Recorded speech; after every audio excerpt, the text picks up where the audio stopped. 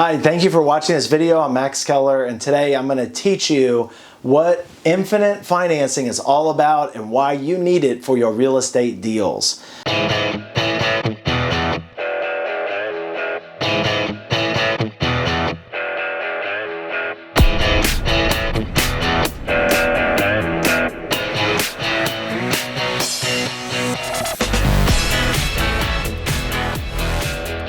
And I'm speaking from my own experience. I think it's important to make this journey and make the progression and try some different things. But the bottom line is that if you don't have money for your deals, then you're not going to make any money. This is the most important part of financing, is always having it. Always. Not some of the time, not when the market's good, not once in a while, but always having the money you need for your deals.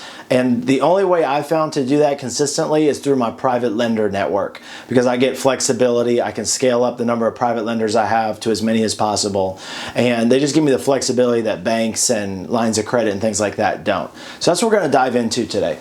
Okay, so what are we going to use the infinite financing for, and how does it really apply? So first, I want to talk about flips. So when you're flipping houses, if you start scaling up your deal flow, it can get into a lot of money quickly. I've scaled up as high as maybe 10, 12 at a time. And so depending on what the purchase price of these houses are where you live, you can have a lot of money out at once. And what happens is that the community credit unions and the banks and even the hard money lenders, that's not infinite financing, people. People think, oh, I'm paying hard money rates. I can take down as much money as I need.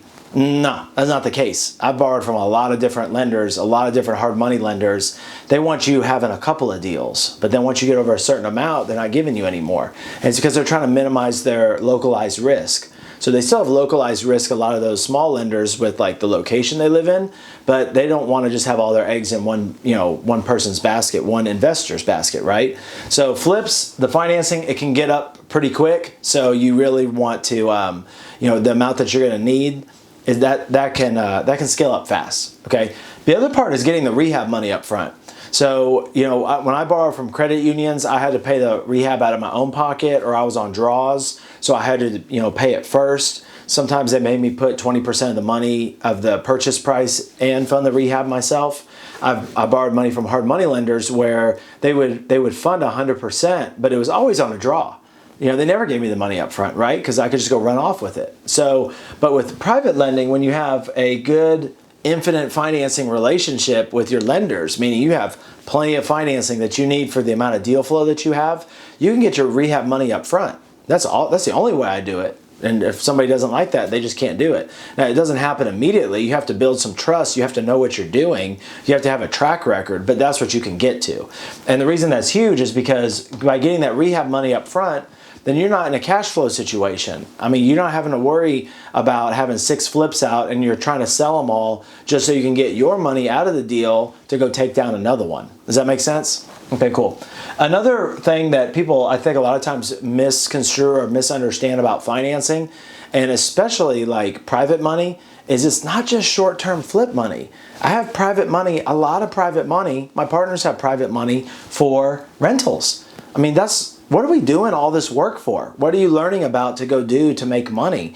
You want to get multiple streams of income. You want to have passive income, and you want to build, wealth, long-term wealth, and buy and hold real estate is one great way to do that. So I just wanted to put for y'all's info, a couple ways that I've structured these deals with my private lenders. One of them was I just did interest only for 5 years at 8%. And well, see, Max, that's not going to work for me. I can get 5% at the community credit union. Cool. How much of that can you get? What do you have to do to get that? Watch the other video that I have down in the description about the 3 types of costs for money, because it's more than just the finance costs. But I can make a long-term deal work at 8%. Now, that was really 2 years ago. Now I'm getting it for lower than that. But the point is 6, 7, 8%. These are just some example deals, okay? Interest only 5-year. 8%, and then there's a balloon at the end. Okay, so that's one way you could structure the deal. Okay, another way you could structure the deal that I've done before is interest only for 5 years at 6%. And guys, these numbers can change. So like where if, usually when the market is bad, the interest rates start going up. But as your experience grows and the amount of private lenders that you have grows, then the rates go down, okay? So it doesn't really matter what these are. It's just, I'm trying to show you the separation. So when I was at 8% for my long-term money, then I said, or you could do 6% with 25% of the upside.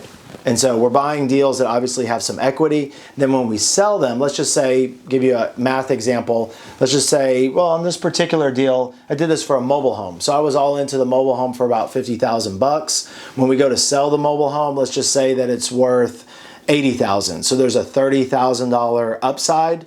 25% of that would be, let's see, 7,500 bucks, right? 7,500 bucks, check your calculator. But yeah, 30,000, 25%, 7,500 bucks. So you could share that with them for a lower interest rate. Now they're taking on a little bit more risk by making it this part, but you're getting a little bit lower rate, for the short term. But it doesn't really matter how you structure it. Make sure that you structure it the way that, number one, your private lender is comfortable with. Number two, that makes sense to you. That's a good business decision. But whatever it is, you have the flexibility. But guess what? On these rental deals, who keeps the cash flow? You know what I mean? You do, the deal maker. So as long as the cash flow far exceed, when you roll all these interest costs in, you're getting to keep the cash flow. So I like this one because the lower you can get that interest rate, you're making that spread on the cash flow. And then when you just share the upside, it may be a little, it may be a lot, but I think that's a great way to structure the deal and get your rate down. So if you found some value from this video, all I ask you to do is please give it a thumbs up. Helps everybody share it. I encourage you to subscribe and click the notifications on our channel. We're putting a video out every week. It's all about customers chasing you, deals chasing you, dollars chasing you. You're not running around with a chicken cut, the head cut off, right? People are searching you for your business and you're attracting people that you want. So infinite financing, got to get it in your business, grow your network, and I found the fastest way to do it is to build that private lender network. Until the next video, thank you for watching, and I look forward to seeing you again soon. Bye-bye.